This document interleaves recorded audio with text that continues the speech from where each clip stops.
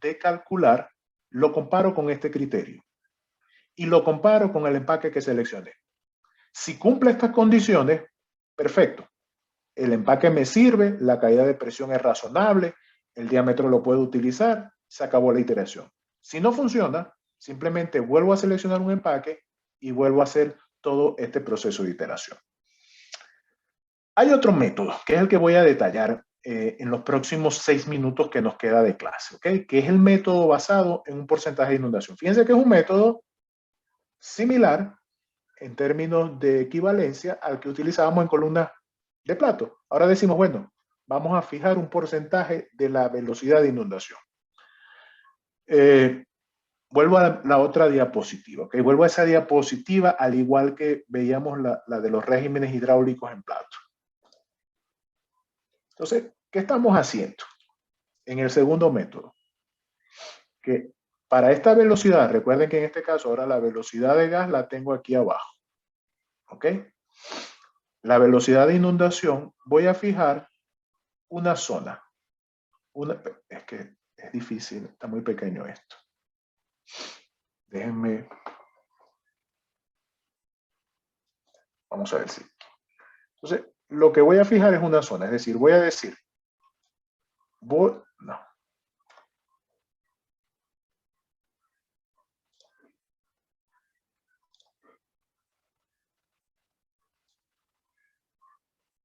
Bueno, más o menos.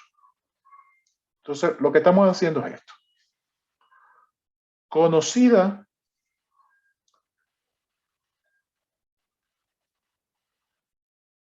la velocidad en el punto de inundación, nos estamos moviendo en una zona que va entre el 50 y el 70% que tiene la velocidad en este punto. Antes lo hacíamos en el plato de esta manera. La velocidad de inundación estaba aquí y me movía en la zona del régimen hidráulico entre esta zona. Ahora lo estoy haciendo acá, entre caída de presión y velocidad. Fíjense que es muy equivalente, ¿no? Esto es muy importante porque de pronto en el diseño su columna puede caer en columna empacada. Entonces, ¿qué hacemos? Calculo la velocidad en el punto de inundación. ¿Cómo calculo la velocidad en el punto de inundación? Esta que está acá, bueno, puedo utilizar la correlación de Leva, la de Mahani. Entonces calculo Y, calculo ahora un parámetro de flujo, F sub LG. Para calcular Y, tengo esta ecuación que está acá.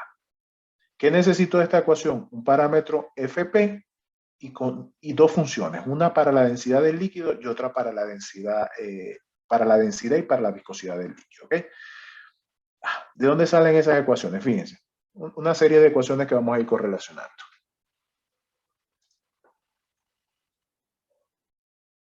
Parámetro de flujo que tengo en esa ecuación. Flujos másicos, líquido, gas, densidad de gas y densidad del líquido. Listo. Información conocida, la calculo. Función de la densidad.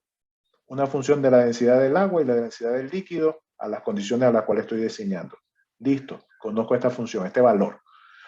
Una función de la viscosidad del líquido. Listo. Conozco la viscosidad del líquido, determino esta función. Ya conozco todos estos parámetros. Me devuelvo aquí. Conozco conozco las densidades, conozco conozco F sub P. Solamente me falta conocer Y. Para conocer Y, tengo la ecuación en la parte superior. ¿Ok? Una vez que conozco Y, puedo calcular entonces la velocidad en el punto de inundación. Y luego, ¿qué hago? ¿Qué digo? Bueno, esto va a ser F, donde F es entre 0.5 y 0.75. Es decir, este es el parámetro de ajuste relacionado con el porcentaje de velocidad en el punto de inundación.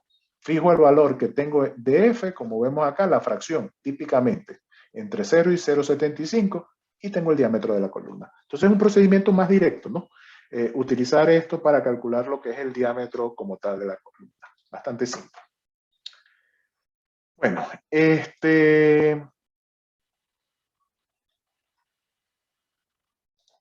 ya solamente nos queda entonces cómo calcular la altura de la columna. Para la altura de la columna hay dos métodos, el del Chilton-Colburn o el de Peters. El de Chilton-Colburn lo que nos dice es, bueno, la altura es igual al número de unidades de transferencia por la altura de la unidad de transferencia. ¿Quiénes son esas alturas o número de unidades de transferencia? Las que han manejado a nivel de laboratorio. ¿Ok? Y entonces encontramos esa serie de ecuaciones que nos permiten calcular altura y número de unidades de transferencia. O el método de Peters. Entonces el método de Peters lo que hace es que el número de etapas teóricas que hemos determinado por un método shortcut lo multiplicamos por un parámetro que llamamos HTP, altura equivalente de plato teórico. Esa altura equivalente de plato teórico es característico del empaque. Es decir, es un parámetro que depende del tipo del empaque que se le selecciona. Generalmente, ¿dónde encontramos esa información? La proveen los licenciantes. Hay ciertas correlaciones empíricas, ¿ok? Donde esas correlaciones empíricas dicen, bueno, dependiendo de ese tipo, del tamaño del empaque, de las propiedades físicas de la fase, de la condición de operación, de la dimensión de la columna, podemos implementar todas estas heurísticas que están acá. Algunas de ellas, quiero decir. Por ejemplo, si el líquido tiene baja viscosidad, voy a decir que HTP es 1.5 veces el tamaño del empaque. Si el empaque es estructurado, eso va a ser 100 entre lo que es el área específica del empaque más 0.033. Es decir, hay una cantidad de aproximaciones que en caso de que no conozcamos el factor que nos debería proporcionar el fabricante, lo podemos aproximar para realizar el cálculo de la altura. ¿Ok? Generalmente cuando caemos en una columna de este tipo, nos decantamos por el método de Peters por ser uno de los métodos más cortos. El otro método es más riguroso y más preciso, y es el método que aplican en sus prácticas de laboratorio cuando trabajan con las columnas. Bueno, como cosa rara, siempre el tiempo queda corto, el profesor habla mucho, quisiera tener más tiempo para seguir conversando con ustedes mucho más de estos aspectos, pero bueno, lamentablemente el tiempo es limitado. Lo importante es que ustedes se lleven de aquí una visión amplia y que sepan que podemos acudir a la literatura especializada para profundizar estos tópicos. Bueno, no tengo más nada que decir. No sé si alguien quiere decir algo. Si no, feliz tarde para todos. Son las 12 en punto. Muchas gracias, profe, que esté muy bien. Gracias, profe. Bueno, a ustedes, feliz tarde. Sí, no.